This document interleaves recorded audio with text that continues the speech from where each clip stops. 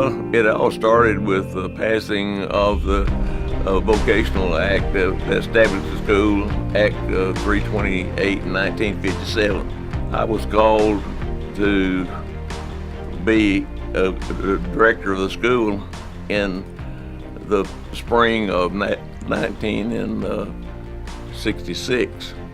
And then they notified me on May the 5th that I had been approved by the state board to be director of Delta Tech School. From that point, it's been nothing but great for me for all of my life. And that was 51 years ago. To me, it's special. My father always hoped to have a junior college in Marked. Of course, it didn't work out. And then when the technical school came, that was a plus. And then as it has changed, as I understand it, more into a junior college, it has kind of brought his dream alive for me, and it's very special. Even though we've had several different names over the last 50 years, and the wording is different, the main part of the mission is to serve the students so that they can reach their goals, their educational goals. I think that regardless has stayed the same in some form or another.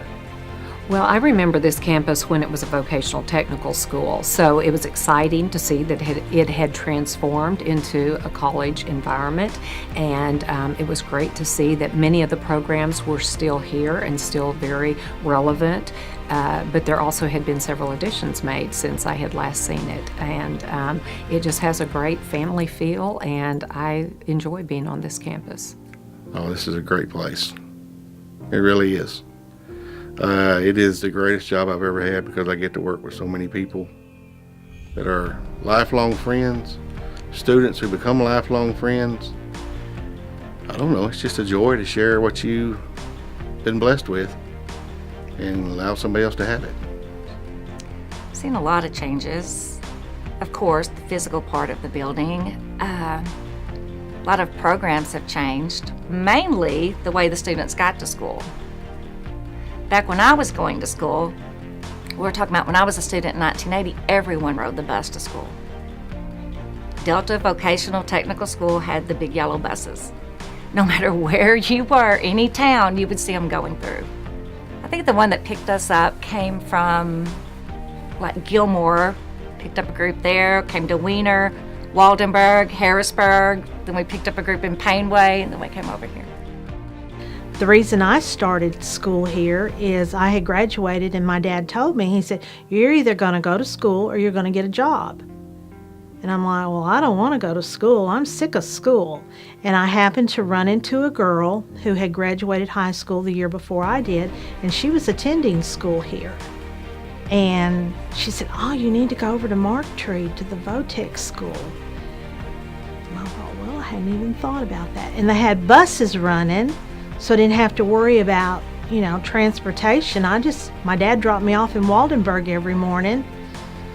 My mom picked me up, and I came to school here for a year. You've got what, 2 miles? You come out. That opportunity is 2 miles away, where the other one's 30, 40, depending upon which way you go. It's having an opportunity closer to where they live. I'm very thankful for everybody who had a part in placing this school in Marked, Arkansas. Because if you think about it, all the small towns that surround us, and I know we're a community college and but the foresight of those who put this place here before we ever got here, it's kind of amazing. Little towns like Caraway, Tyronza, those places like that, they had a place that was within 20 miles of them where they could learn a lifelong skill. So it's kind of amazing that this school was put here and how much it's grown since it's been put here. Oh, well, the number of the type programs we have, the college classes we have now, we still have all of our regular original classes programs, but all of the college and the buildings, you know, the big areas, we've built on so much. I mean, that where the Surge Tech is used to be a yard. We used to have graduation out there. So we've grown a lot. Well, we're still a small campus where everyone knows everyone. Everyone that works here knows everybody. First name basis, know most of the students. If you don't know those students, I'm sure you know their parents or their family because they've been a student here.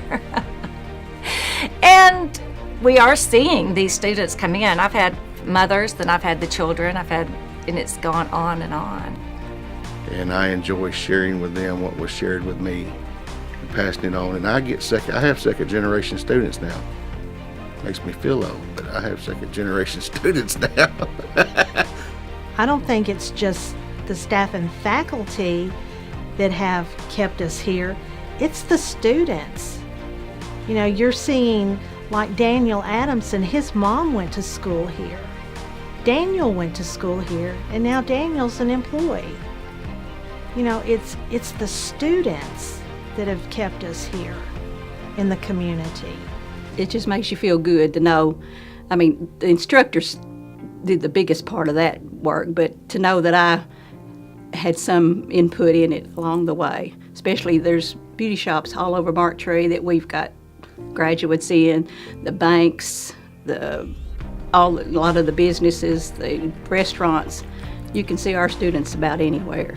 And my husband, my son, and my daughter, all three went to school here, and all three got a certificate. So it's been good to all of us.